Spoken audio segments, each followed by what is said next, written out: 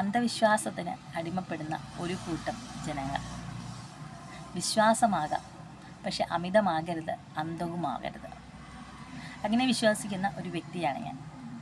അപ്പോൾ ഇന്ന് മുരാരി തന്ത്രി, ഒരു മാതാവ് തൻ്റെ കുഞ്ഞിൻ്റെ ദേഹത്ത് എന്തോ ബാധോപദ്രവം ഉണ്ടെന്ന് പറഞ്ഞ് അയാളുടെ മുന്നിൽ കൊണ്ടുവരുന്നു. അയാൾ പൂജിക്കാനെന്ന് പറഞ്ഞ് മറ്റൊരു മുറിയിൽ കൊണ്ടുപോയി ആ കുഞ്ഞിനെ ഉപദ്രവിക്കാൻ ശ്രമിക്കുന്നു. ആ പെൺകുട്ടി കരഞ്ഞ് നിലവിളിച്ചോടുന്ന സാഹചര്യത്തിലാണ് ഇയാളുടെ അതിക്രമങ്ങൾ പുറം ലോകം അറിയുന്നത്. അപ്പോൾ നമ്മൾ ആദ്യം ഒരു തല്ല് കൊടുക്കേണ്ടത് അവരുടെ മാതാപിതാക്കൾക്ക് തന്നെയാണ്. എന്ത് വിശ്വസിച്ചാണ് ഇക്കാലത്ത് ആ ഒരു പെൺകുട്ടിയെ ഒരു പരിചയവുമില്ലാത്ത ഒരു നികൃഷ്ടൻ്റെ കൂടെ ഒരു റൂമിലേക്ക് ഒറ്റയ്ക്ക് പറഞ്ഞു വിടുന്നത്? അപ്പോൾ ആദ്യം ഒരു തല്ലിൻ്റെ കുറവ് അവരുടെ വീട്ടുകാർക്ക് തന്നെയാണ്.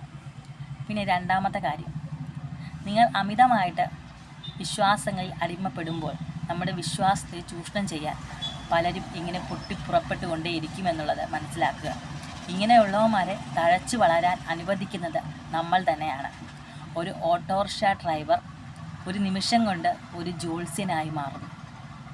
അത് മാത്രമല്ല, പല പ്രമുഖരായിട്ടുള്ള ആൾക്കാരും അവനെ വിളിക്കുന്നത് അങ്ങുന്നേ, അങ്ങേ, അങ്ങനെയൊക്കെയാണ്. അപ്പോൾ ഇങ്ങനെയുള്ള നികൃഷ്ട ജന്മങ്ങളെ വളരാൻ അനുവദിക്കണോ, മുളയിലെ നുള്ളിക്കളയണമോ എന്ന് നമ്മൾ തന്നെ തീരുമാനിക്കണം. വിശ്വാസങ്ങളാകാം, അന്ധമാകരുത്, അമിതമാകരുത്.